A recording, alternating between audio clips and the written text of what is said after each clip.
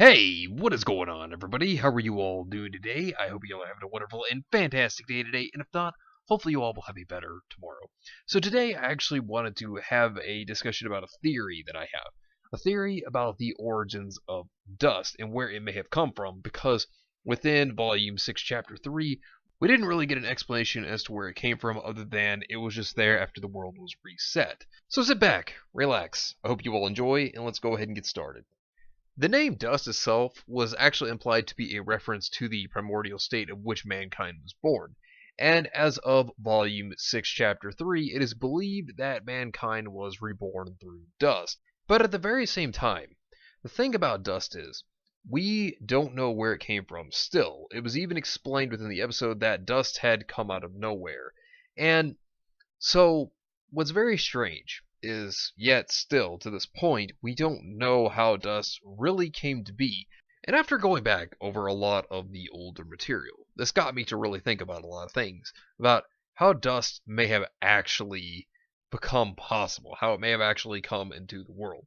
Now, this is going to sound like a very crazy theory I have. You can call me a loon or weird for it, but going back over a lot of things, especially when it comes to dust and how it's gathered now, is that we do know that the Schnee Dust Company themselves is one of the largest producers of dust in the world, and that dust itself is mined from the Schnee quarry, purified, and then it is transported through rail lines or by sea, however it can, to its distributors, and then dust can be sold to the public. And so we see this naturally. We see that dust is a resource within the world. It is something that the world uses to have its technology, its airships, everything goes through dust. So dust is the main resource within the world. They can even use it through combat, as we've seen throughout the entire series. Now, we also know that dust itself is limited, that there is a limited supply of dust. So that means that there's only so much, obviously, within the world. And here's a big thing that really gets me when I think about dust. Now, if you did not know, in which I've brought this up before, but dust itself was actually based off materia from Final Fantasy VII, because Monty was a big Final Fantasy fan. Now, like I said, I brought that up before, but if you know how materia actually worked, it's crystallized Mako. Metaphysically, materia calls upon the wisdom of the life stream to actually be able to manipulate nature, manifesting as the phenomenon of magic for most materia. So it's very similar to dust in that way. Dust itself is like a magical force, correct? Well, here's what has actually made me think about this. So materia itself is crystallized Mako. Now, Mako itself is the liquid form of the planet's lifestream in Final Fantasy VII. It is the world's primary energy source.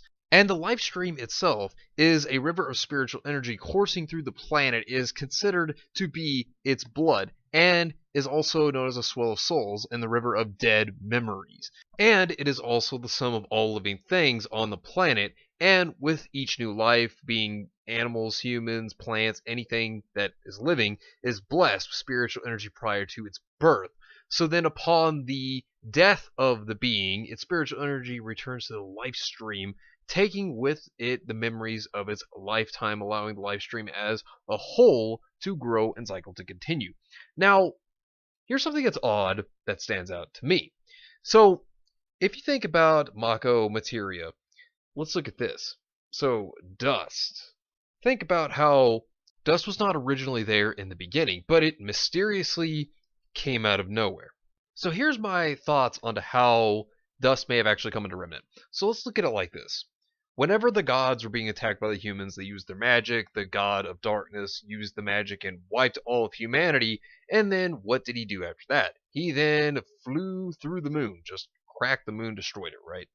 Okay, so that debris from the shatter of the moon actually hits Remnant. And upon that shatter, if you notice, when the god of darkness is flying through, his magic, or at least what looks like the magic, is hitting the moon as well, which this debris then proceeds to fall into Remnant.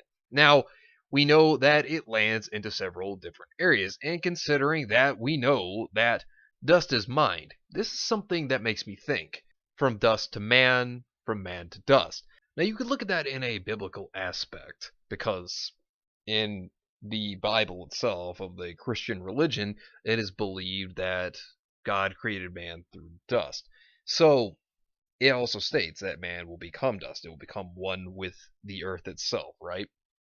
So here's my next thought. What if, when the debris hits Remnant, considering that nothing was left of mankind but dust itself, except for Salem, but we're not going to count Salem in the situation, what if the debris itself was carrying the magic that was hit from the god of darkness? And the debris of mankind, what if that was also put into the layer of the earth and goes back into it? So the magic, along with the particles, which I know that sounds kind of crazy, of humanity that was left, what if that merged with Remnant itself and thus started to blend magic? Kind of like a plant, essentially. Kind of like if you were to put in a seed and then, of course, over time it grows into a tree or something else.